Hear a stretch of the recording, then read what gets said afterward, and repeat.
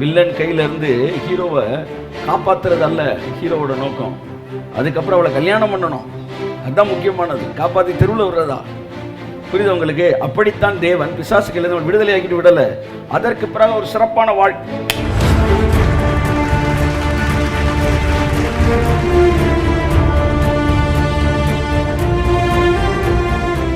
எத்தனை வாக்குத்தத்தங்கள் உங்களை வாழ வைப்பேன் என்று தேவன் சொல்லியிருக்கிறார். இரவும் பகலும் அதையே நினைத்திருங்கள். சத்துருக்களின் சகல சதி தடைகளையும் நிர்மூலமாக்கி போட்டுவார்.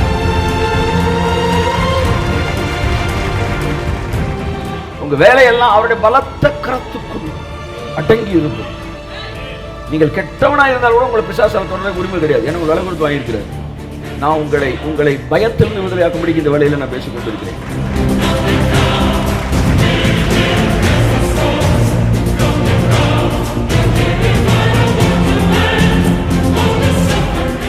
ஒரு ஊழியக்காரன் அவன் ஸ்டாண்டர்டுக்கு பேசாம மக்களுடைய ஸ்டாண்டர்டுக்கு பேசணும். ஜெபங்கள் பயத்தின் விளைவாய் வருவதல்ல, அது வெற்றியின் விளைவாய் வருவது.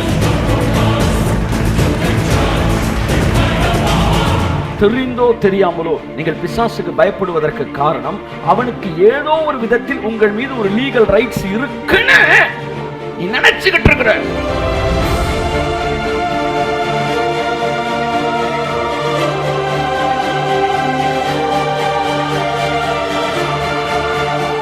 ரெண்டு விஷயத்தை தெரிஞ்சுக்கணும்.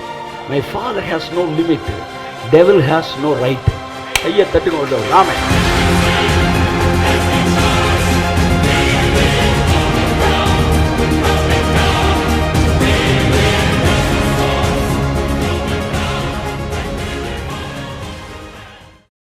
தேவனுடைய மிக பெரிதான நோக்கம் நம்மை பாவத்திலிருந்து விடுதலை பெற வைப்பது மட்டுமல்ல, எகிப்து தேசத்திலே இருந்து விடுதலை பெறுவது மட்டுமல்ல, நம்மை கானானுக்குள் கொண்டு செல்வது.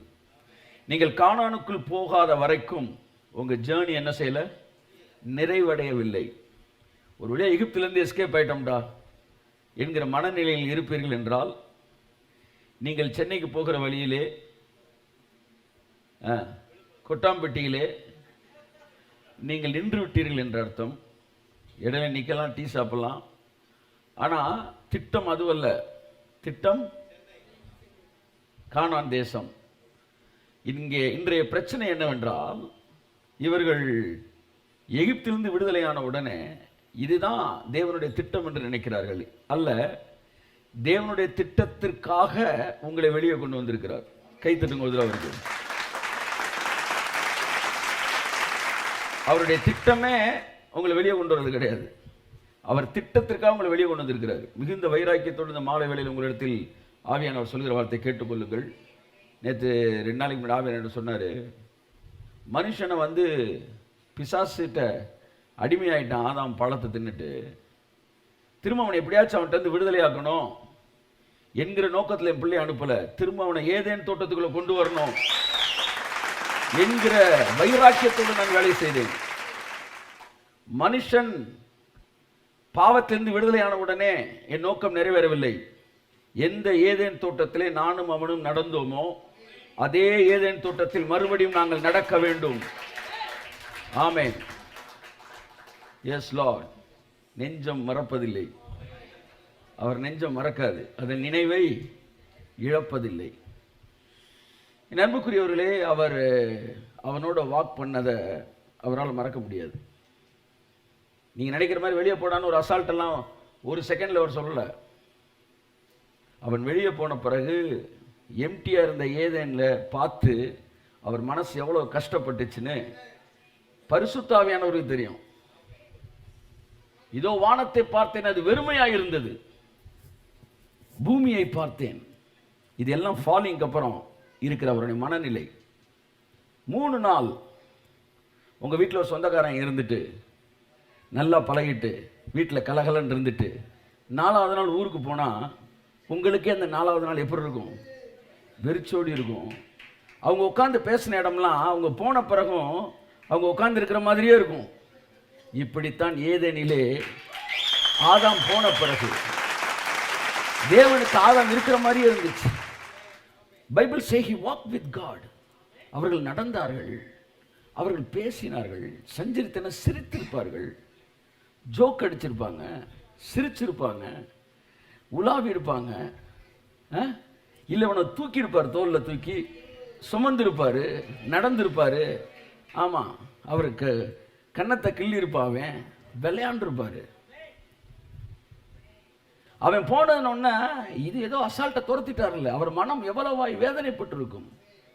என் அன்புக்குரியவர்களே, இதை எதற்கு ஆவியானவர் காண்பிச்சார்னா, என்னுடைய நோக்கம் அவன் பாவத்தை மன்னிப்பதல்ல, எங்கே நாங்கள் நடந்தோமோ அதே இடத்திற்கு மறுபடியும் அவனை அழைத்து வந்து அவனோடு கூட நான் நடக்க வேண்டும். அதனால ஏதேன் தோட்டம் ஒரு ஆப்ஷன் அல்ல, that is the ultimate goal.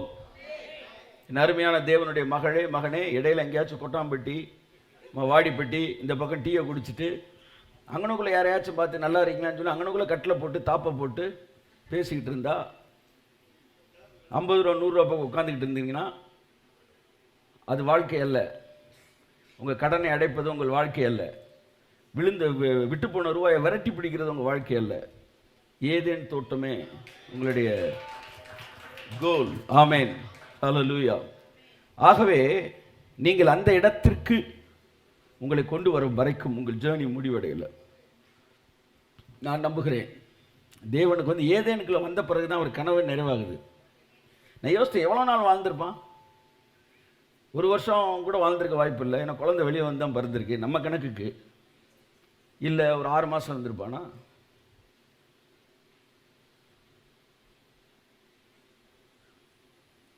அதனால் நாட்கள் குறைவாக இருக்கிறனால அவர் லவ் குறைவாக இருந்திருக்குமா?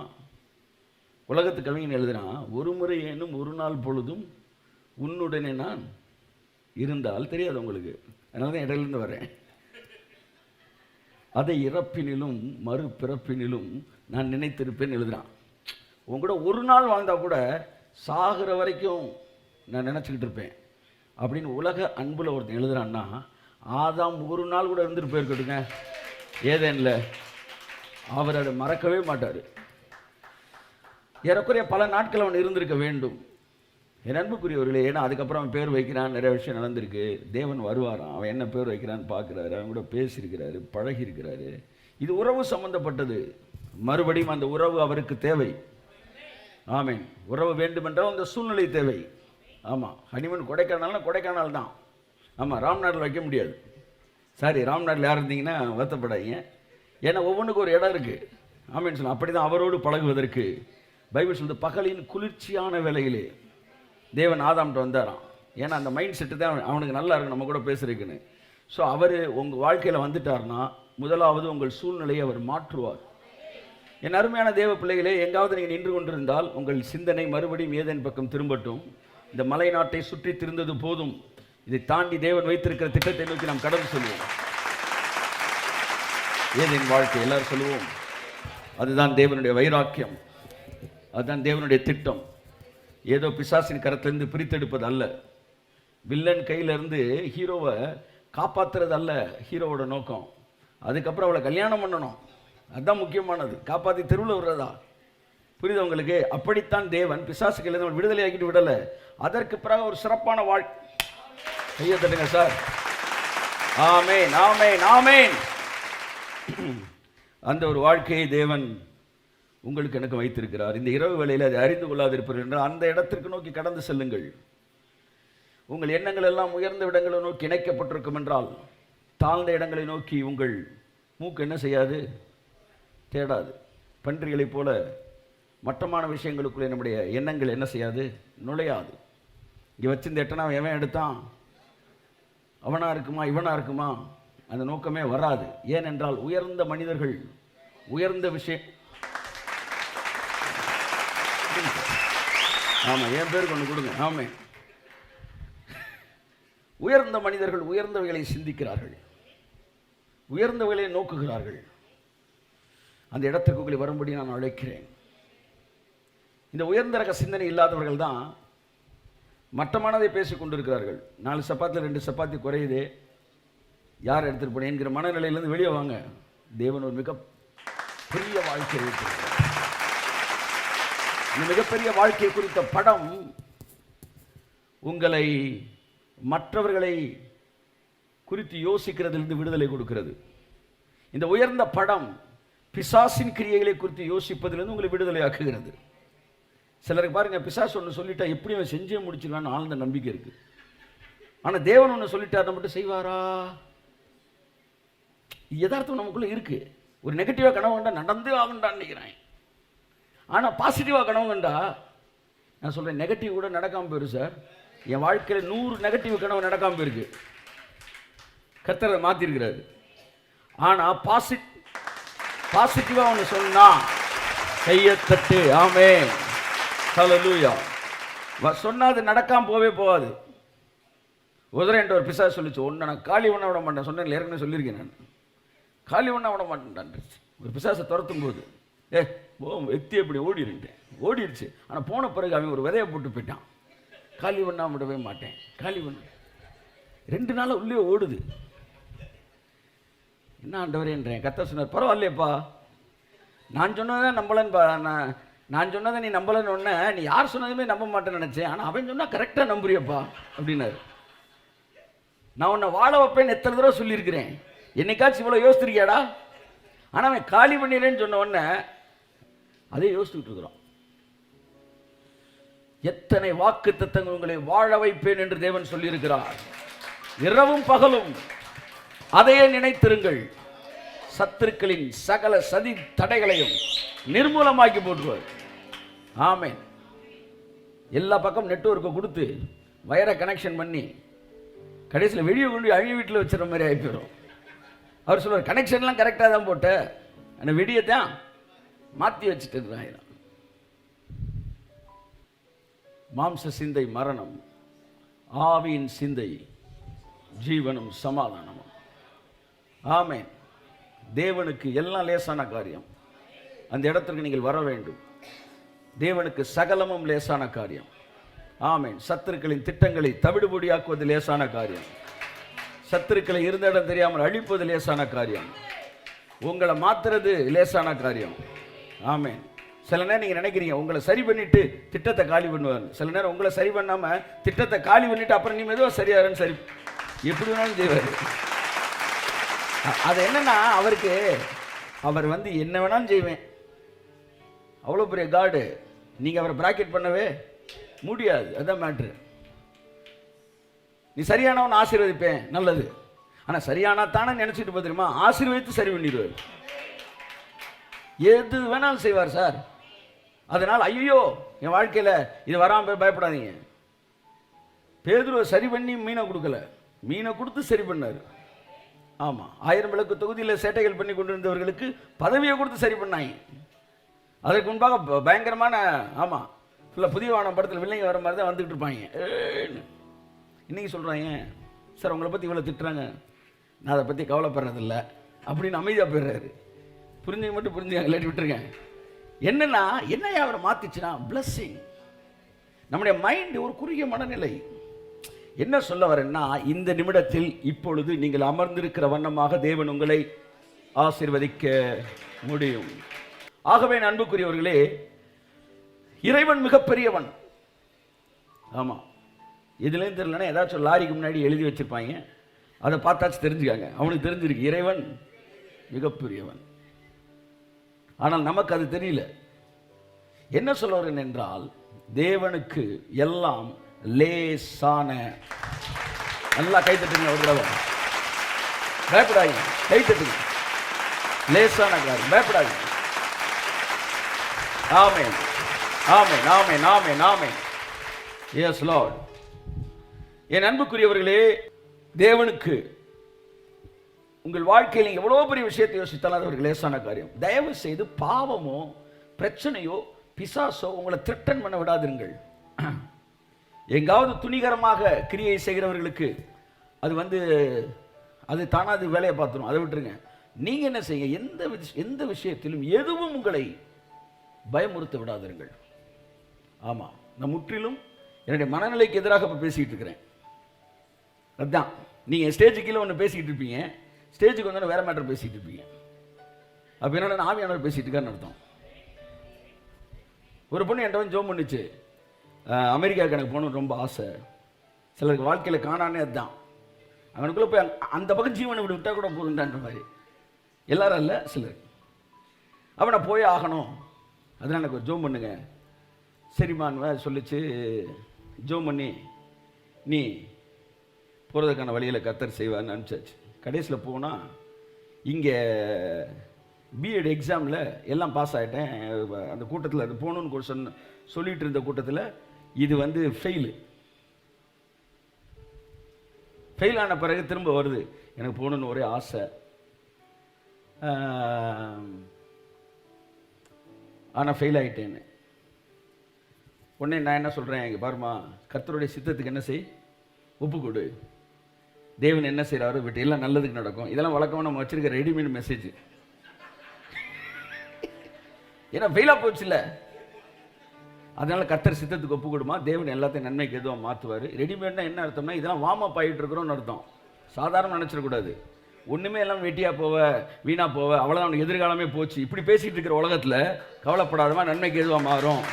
இது ரெடிமேட்னா நல்லா இருக்குல்ல, எல்லாத்துக்கும் இது சொன்ன உடனே அப்படியே அந்த ஆவி கொஞ்சம் எந்திரிக்கும். ஒன்றும் கவலைப்படாதமா, கர்த்தர் இந்த வருஷம் இல்லாட்டினா கூட அடுத்த வருஷம் கூப்பிடுவார், இல்லை ஏதாச்சும் ஒரு அற்புதம் கூட செய்யலாம். அப்போ அந்த ஸ்டாண்டர்டில் பேசிட்டு கண்ணை மூடி கையை வைக்கிறேன். ஆவியானவர் சொல்கிறாரு, அடுத்த வருஷம் இல்லைப்பா, இந்த வருஷமே போகுது. இந்த வருஷத்தில் அடுத்த பேட்ச் இல்லைப்பா, இதே பேட்சில் போகுதுன்ற. நான் சொல்லிட்டேன், இங்கே பாருமா, நீ போயிடுவன்றாரு. அது சொல்லி நான் ஃபெயிலாக போயிட்டேன் சார், தெரில, நீ போயிடுவேன்னு சொல்கிறாரு. அந்த பொண்ணு பெரிய அளவில் ஏற்றுக்கலை. ஆமாம், அது ஒன்றே நான் சொன்னதை பெரிய அளவு என்ன செய்யலை, அங்கீகரிச்சுக்கலை. பட் வந்து அப்படியா, சரி ஃபெயிலாக போயிட்டாங்க, அறிவுக்கு எவனுமே அதை ஏற்றுக்க மாட்டாங்க. ஆனால் ஆவியானவர் சொல்லி போயிடுவேன்னு. அடுத்த நாள் டைரக்ட் இன்டர்வியூ வர வைக்கிறாங்க. அங்கேருந்து பாஸ் ஆனவங்க ஃபுல்லாக தான் அட்டன் பண்ணணும். இது ஃபஸ்ட்டு இன்டர்வியூ தான் அட்டன் பண்ணுறாங்க. இன்டர்வியூவில் வந்து எல்லாருமே செலக்ட் ஆகிடுச்சு, இந்த பொண்ணு செலக்ட் ஆகிடுச்சு. அதுக்கப்புறம் தான் ரிசல்ட் வருது. ரிசல்ட்டில் எல்லாம் பாஸ், இது ஃபெயிலு. அப்போ இது போக முடியாது. இது செலக்ட் ஆனாலும் இங்கே ஃபெயில் ஆகிடுச்சுல. அடுத்து ஃபோன் பண்ணி பேசுமா, இங்கே சொன்னாங்க, நீ ஃபெயில் ஆனாலும் பரவாயில்ல, இங்கே வந்து எழுதி பாஸ் ஆகிக்கான்ட்டாங்க. ரொம்ப சந்தோஷமாக போயிடுச்சு. மேட்ரு என்னென்னா, ஃபெயிலாக போனோன்னு அனுப்பிச்சு வைக்கிறார் தேவன். God has no boundaries. பரமபிதாடா. ஆமென். அப்பேற்பட்ட தேவன்கிட்ட வந்துட்டு நீங்க வந்து ரூட்டு போட்டே கொடுக்கக்கூடாது. அவர் உன் வழிகள் என் வழிகள் அல்ல. நீங்க பாருங்க, இந்த மைக்கை போட்டு பேசிக்கிட்டு இருக்கிறோம். எவ்வளவு பேருக்கு? 300 பேருக்கு வந்துருச்சா, வால்யூம் வந்துருச்சா? 5000 பேர் உட்கார வச்சு மைக்கெல்லாம் பேசியிருக்காரு. வரமாட்டேன், இப்பதான் யோசிக்கிறோம், அது வேற இருக்கான்னு. 5000 பேருக்கு பேசினார்னு தெரியும்ல, மைக் இல்லாம எப்படி பேசினாரு? அவர் கூட்டம் நடத்தின அதே இடத்திலே இவர்கள் இஸ்ரேலுக்கு போய் கூட்டம் போட்டிருக்கிறாங்க. அந்த இடத்துல உட்காந்து மைக்கெல்லாம் செட் பண்ணிட்டு பேசினா, இவங்க பேசின எதுவுமே கேட்கலையா மக்களுக்கு. எக்கோ வந்துகிட்டே இருக்கான். கூட்டம் வேற உட்காந்துருக்கு. என்னடா செய்யணும், என்னென்னமோ செட் பண்ணி பார்க்குறாங்க, ஒன்றும் செட் ஆகலை. மைக்கை ஃபுல்லாக ஆஃப் பண்ணிட்டு சும்மா பேசினா உட்காந்துருக்கிற 50 பேர் கேட்குறான். ஹல்லேலூயா. பிதாவாகிய தேவன் ஆவியானவர் மூலமா இயேசுவுக்கு சொல்லுவாராம், நீங்க இந்த இடத்துக்கு போங்க, இங்கே தான் அந்த பின்னாடி இந்த செட்டப்பில் இந்த குகை, இந்த இடம், இந்த இடத்துல நீங்கள் பேசுனீங்கன்னா மைக்கே இல்லாமல் அத்தனை பேருக்கு ரீச் ஆகும். சில இடங்களில் நபர்கள் சொல்லியிருக்கிறார்கள், அது இல்லைன்னு நான் சொல்லலை. அதே நேரத்தில் மைக் இல்லாமல் பேசப்பட்ட இடங்கள் உண்டு. கடற்கரையில் பாருங்கள், அவர் உட்கார்ந்த உடனே படகை சற்று உள்ளே தள்ளும்படி கேட்டுக்கொள்வார். அப்படின்னா என்ன அர்த்தம்னா, நீங்கள் கொஞ்சம் கடலுக்குள்ளேருந்து பேசுனீங்கன்னா அந்த காற்று நீங்கள் பேசுகிற ரொம்ப தூரத்துக்கு கொண்டு போகும். இப்படி ஏகப்பட்ட சயின்டிஃபிக் வேலையெல்லாம் செஞ்சுருக்கிறார் அவர். சரி, ஓகே. இப்போ மேட்ரு என்னன்னா, தேவனுக்கு வரைமுறை கிடையாது. இந்த இரவில் உங்களை பணக்காரனாக்க முடியும் பார்க்க முடியும். டாக்டரால் குணமாக்க முடியாது என்று சொன்ன வியாதியை இந்த இரவிலே தேவன் குணமாக்க முடியும். கரங்களை தட்டி கர்த்தருக்கு நன்றி சொல்லுவோம். அதான் நான் சொல்றேன்ல, உங்களை சரியாக்கி ஆசீர்வதிக்கலாம், உங்களை ஆசீர்வதிச்சு கூட சரியாக்கலாம். எது வேணாலும் செய்வார், எது வேணாலும் செய்வார். உங்க வேலையெல்லாம் அவருடைய பலத்த கரத்துக்குள் அடங்கி இருப்பது. நீங்கள் கெட்டவனா இருந்தால் கூட உங்களை பிசாசால் தொடர்றதுக்கு உரிமை கிடையாது. ஏன்னா உங்களை விலை கொடுத்து வாங்கியிருக்கிறார். நான் உங்களை பயத்திலிருந்து விடுதலையாக்கும்படிக்கு இந்த வேளையில் நான் பேசிக் கொண்டிருக்கிறேன். பாவம் செய்வதற்கு உற்சாகப்படுத்துவதற்காக நான் பேசவில்லை. கெட்ட சிந்தனை உள்ளவர்களுக்கு கெட்டமான டிரான்ஸ்லேஷன் தான் தெரியும். நல்ல சிந்தனையில் இருக்கிறவங்களுக்கு நல்லா தான் தெரியும். எப்பவுமே கிரேஸை கேட்கும்போது தேவனோடு இணைக்கப்பட்ட மனதுடையவர்களை கேளுங்கள். இல்லாட்டி கிருபை உங்களுக்கு இடறுதலுக்கு ஏதுவான கண்மலை, விடுதலுக்கு ஏதுவான கல்லது. புரிஞ்சுக்கங்க, கிரேஸ் எல்லாருக்குமே ஆசீர்வாதமான விஷயம்தான். ஆனா அதை புரிந்து கொள்ளாதவர்களுக்கு அந்த கண்மலை இடறுதலுக்கு ஏதுவான கண்மலையும். தீர்க்கதரிசியர் சொல்லியிருக்கிறாரு, ஃபுல்லா வாசிக்கணுமா நீ மனதில் நினைத்துக் கொண்டிருக்கிறாய் மகனே அப்படின்னு. கொஞ்சம் வாலிம்பையா. ஸோ இடறுதலுக்கு ஏதுவான கண்மலை. Grace is a stumbling block. அது அநேகருக்கு இடறுதல். ஏனென்றால் அது அப்படித்தான். என் அன்புக்குரியவர்களே, இப்ப என்ன சொல்ல வரேன்னா, தேவனுடைய பர்சனாலிட்டி எந்த விதத்திலும் பிசாசு உங்களை தொடுவதற்கு இங்கே உரிமை இல்லை. அவ்வளவுதான். நீங்க நீதிமான், நீங்க பழம் அடுத்த விஷயம். சார் நீங்க நான் நீதிமானாவே இருந்தாலும் இப்ப பிரச்சனை என்ன தெரியுமா, முன்னாடி இருக்கிற ரொம்ப நீதிமான இருந்துட்டாருன்னா அவர் ஸ்டாண்டர்டுக்கே பேசிக்கிட்டு இருப்பாரு. அதனால உள்ள இருக்கிற 3 பேர் மட்டும் தோத்திரம், மீதி பேர் அவர் ஸ்டாண்டர்ட்ல இல்லைல்ல. ஒரு நல்ல போதகன் தான் நீதிமானா இருந்தாலும் பாவிகளோட ஸ்டாண்டர்டுக்கு பேசினாவே. நான் பலமுள்ளவனா இருந்தாலும் பலவீனரை ஆதாயப்படுத்திக் கொள்ளும்படிக்கு பலவீனருக்கு நான் பலவீனரை போல் ஆனேன். உடனே அவர் பலவீனர், நீ அதையும் அப்படி போட்டுக்கிறது. புரியுது உங்களுக்கு? ஒரு ஊழியக்காரன் அவன் ஸ்டாண்டர்டுக்கு பேசாம மக்களுடைய ஸ்டாண்டர்டுக்கு பேசணும். அதனாலதான் நீ பாவியா இருந்தவன் ஆசிரியப்பார் இந்த இடத்துக்கு ஏன் வரோம்னா, பலவீனமாக இருக்கிறவர்களை அந்த பயத்திலிருந்து விடுதலையாக்கி உன்னை தொடர்றதுக்கு பிசாசுக்கு உரிமை இல்லை. அதை புரிஞ்சுக்க. போத என்ன சார், உங்க பையன் பரீட்சையில் ஃபெயில் ஆயிட்டான், ஓகேயா? உடனே பக்கத்து வீட்டுக்காரர் சப்பு சப்புன்னு அறைகிறாரு. என்ன சொல்லுவீங்க? என்ன சொல்லுவீங்க? ஏன் படிக்கிறேன்னு கேட்பீங்க. சொல்லுவார், சார் ஃபெயில் ஆயிட்டேன் சார். அதெல்லாம் எங்களுக்கு தெரியும். உன் வேலை எதுவோ அதை மட்டும் பார்த்துட்டு போ. பொல்லாதவர்களாகிய நீங்கள் உங்கள் பிள்ளைகளுக்கு நல்ல ஈவுகளை கொடுக்க அறிந்திருக்கும் போது பரலோகத்தில் இருக்கிற என்னுடைய பரமபிதா எனக்கும் உங்களுக்கும் நன்மையானவைகளை தருவது அதிக நிச்சயம் அல்லவா? Is this a public toilet? கண்டவன் வந்துட்டு போறதுக்கு வாழ்க்கை அப்படியா? நீ தேவனுடைய பிள்ளை. ஆமென். கொட்டு வாங்கினால் மோதிரக்கையில் தான் கொட்டு வாங்கணும். ஆமென். என் அன்புக்குரியவர்களே, மனிதனை தண்டனைகள் அல்ல, அதெல்லாம் பிசாசு அவன் மேல நம்பிக்கையை கொண்டு வருவதற்காக சொல்லிக் கொடுத்தது. மனிதனை தண்டனைகள் அல்ல, அவருடைய தயவு, அவருடைய நீடிய பொறுமை என்பவைகளின் ஐஸ்வர்யம் அவனை மனம் திரும்புதலுக்கு ஏதுவாக அவனை ஏவுகிறது. சந்தேகப்படுகிற மனைவிமார்களின் கணவர்கள் 6 வருஷத்தில் திருந்துவார்கள் என்றால், நம்புகிற மனைவிமார்களின் கணவர்கள் 6 மாதத்தில் திருந்துவார்கள் என்கிற அதிர்ச்சியான ஒரு உண்மையை, ஒரு புள்ளி விபரத்தை உங்களுக்கு நான் இன்றைக்கு சொல்லுகிறேன். கைத்தட்டுங்க ஒருத்தவருக்கு. ஆமென். எப்பவுமே நம்பிக்கைக்கு பின்பாக மிகப்பெரிய வல்லமை இருக்கிறது. அதை புரிந்து கொள்ளுங்கள், புரிந்து கொள்ளுங்கள். நான் அடிக்கடி ஒன்று சொல்லுவேன், என்னை நம்பாதவர்களுக்காக நான் எதையும் விளக்கம் சொல்ல வேண்டிய அவசியம் இல்லை. ஆனால் என்னை நம்புகிறவர்களுக்காக கொஞ்சம் யோசித்து பாருங்க. உங்களை நம்பாதவனுக்காக நீங்க நல்லா வாழணும் தேவையில்லைங்க, ஆனா உங்களை நம்புறவனுக்காக நீ நல்லா வாழணுங்க. என் வாழ்க்கையில் நான் வேண்டாம் என்று ஒதுக்கியதெல்லாம் என் எதிரிகளை பார்த்து பயந்து அல்ல, நீங்க எல்லாம் ஒரு ஆளடா போடான்னு. நான் சிகரெட் குடித்ததில்லை, ஒரு பேச்சுக்கு சொல்றேன். இந்த தம்மு போடுற ஆளா இருந்தா எவனாச்சும் ஒருத்தன் ஆபூன்னு கிட்டிக்ஸ் பேசுறான், நான் இன்னொரு தம்மு அப்படியே பத்த வைப்பேன். நான் அப்படி ஆள் நான்.